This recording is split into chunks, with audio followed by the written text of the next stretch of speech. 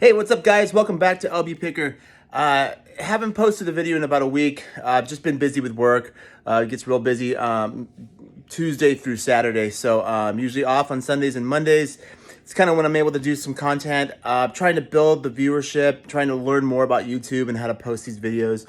I want to share a couple of things with you guys in regards to reselling. I have a couple of topics I'm going to cover today.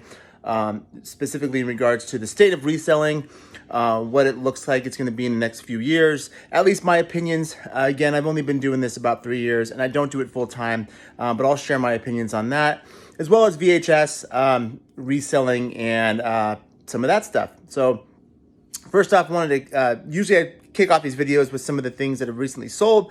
So I'm going to walk over and show you what's recently sold. All right, so this just sold yesterday. It's a mini Simon.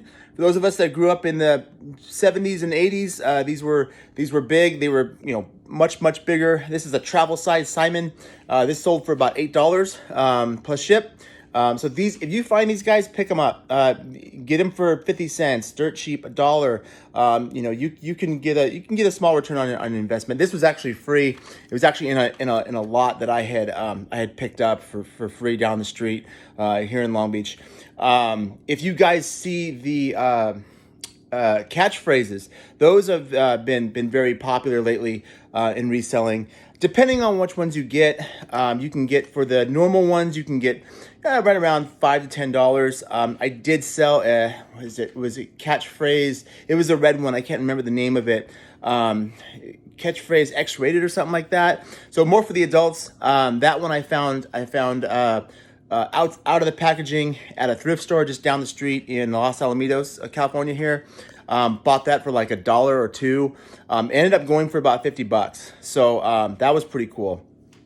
If you can find those catchphrases X-rated still in the packaging, I've seen them go from anywhere from $80 to $100, upwards of $150. So $150, that's kind of the end of the rainbow type person that would buy that.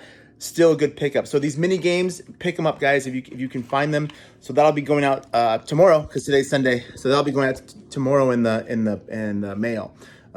So yeah, those little mini games are great. Those travel games, I've sold Connect 4 travel games. If you guys can find those in the packaging, they go for about $10.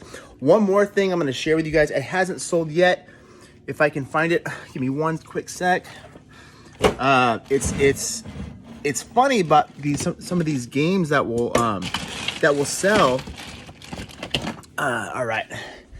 So this is a mini Wheel of Fortune game. Don't know how they got the year on it. 1998. These sell pretty good. I have this listed on my in my store right now on eBay. Hasn't sold quite yet. The out of the package ones I've seen go for about $45. I listed this conservatively at $25. So we'll see about that, if that sells. Hopefully it will. The ones in box though, and these are made by Tiger Games. If you guys remember growing up in the 80s and 90s, Tiger Electronics were big. They had those mini handheld games. They franchised everything. Disney movies. They had Mortal Kombat, stuff like that. They had Double Dragon was a big one. I remember having that one. Everything had a Tiger Electronic LCD screen game. So those ones don't go for a ton, but for some reason these ones, the game show ones, the Jeopardy ones, Family Feud, Wheel of Fortune, these go for pretty a good amount. So hopefully that will sell soon. Again, pick this one up for about $1 at the thrift store down the street in Los Alamitos, same place I got the that catchphrase I was telling you guys about. So the ones in box though, I've seen go for about $250 of these. So if you guys can find that in the wild and get it at a good price, definitely pick one of those up. Let's see here. What's the other thing that sold? So this just sold last night. It's Disney's Zorro. So the Secret of El Zorro. I remember growing up in the 80s and Zorro was on the Disney Channel, the original Disney Channel on cable. And I remember watching that a lot when I was little. I mean, obviously those Zorros, I think, were in the 50s, I believe, if I'm not mistaken. 1950s, 1960s. This doesn't have a year on it, but they were black and white. I definitely remember watching that with my mom and dad on the Disney Channel, all the reruns of that stuff. I was kind of surprised it sold. It sold for about $8 plus ship. That's not bad. Going back to one of my first topics I was going to talk about, the state of, or I'm sorry, the VHS and reselling VHS. It's hit and miss, guys. You know, I think there's a lot of myths out there that the Diamond series of Disney movies, in the clamshell go for a lot. They really don't, guys. If they're sealed, you may be able to get 20 to 40 bucks on a sealed. It's rare stuff. So if you find Pokemon or maybe the Power Rangers, stuff like that sealed in the box, that might go for higher. There's very few titles that will go for a lot of money. Now, if you find like Star Wars, like first copy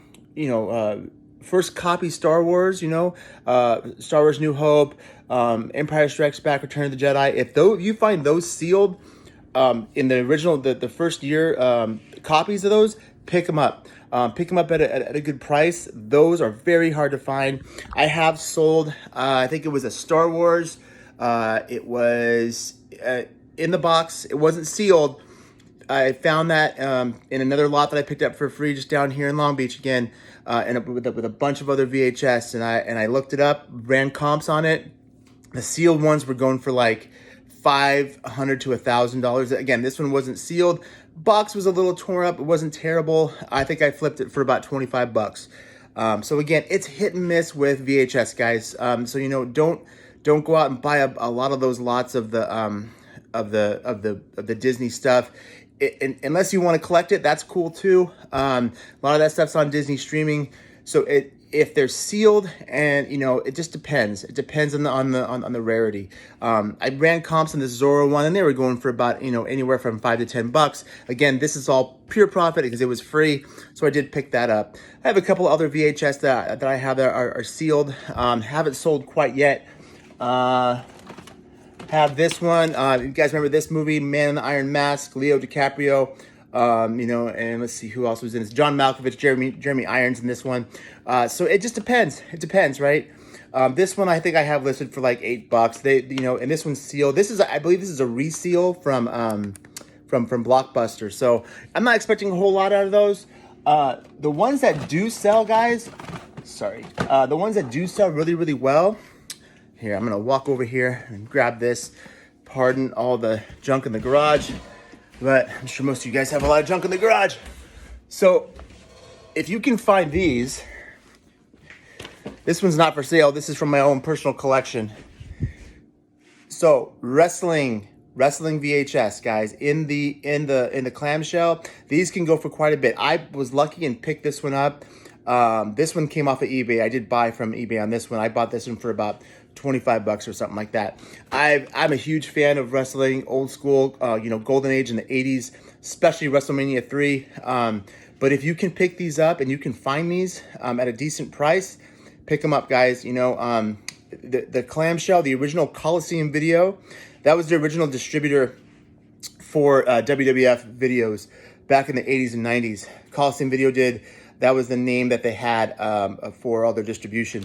So if you can find some of these lots for good price, pick them up if you want to collect or if you want to try and flip. A lot of the rare ones would be the Hulkamania series. Hulk Hogan, obviously, household name. WrestleMania 3, Andre the Giant, biggest main event in WWF history, in my opinion. So the Hulk Hogan had his own line of videos. It was like Hulkamania 1, Hulkamania 2, Hulkamania 3, Hulkamania 4. Those go for pretty big money. Good amount of money, right? I mean, if you can get like maybe a lot of those, you could probably sell them for a couple $100, So again, VHS, if they're WWF, they go for quite a bit. Depending on the quality of the tape, if it works, the quality of the clamshell. This one was a little beat up. This one that I have is a little beat up. That's okay though. I mean, my dad and I used to rent this all the time and watch it for hours, right? Great event. I actually show you guys something real quick, if you don't mind. So I have kind of an ode, if you will, to WrestleMania 3. My favorite event ever, my favorite WrestleMania ever. So that's the program. It's a poster. It's not the actual program, but that's the cover of the program from WrestleMania 3. And then a piece of a negative from WrestleMania 3, the actual film from the WrestleMania 3, probably a copy of it. It was Roddy Piper and the adorable Adrian Adonis. So taking you back, some of those who remember that golden age of wrestling. And this right here is actually a seat back from Pontiac Silverdome. I did pick this up from another collector. It's not signed or anything like that, but it is an authentic seat back. It came with a certificate of authenticity. So this actually was a seat back in the Pontiac Silverdome in Detroit, in Pontiac, Michigan, the site of WrestleMania 3. So that's just kind of a little bit about me. I like collecting that kind of stuff. That's stuff in my own personal collection. I don't collect a lot, but that is one of the things that is near and dear to me. The other topic I had to talk about today, guys, is the state of reselling. The business goes up and down, guys. You know, I'll have good months. Other months are not going to be so good. Granted, I don't do this full time. It's only part time.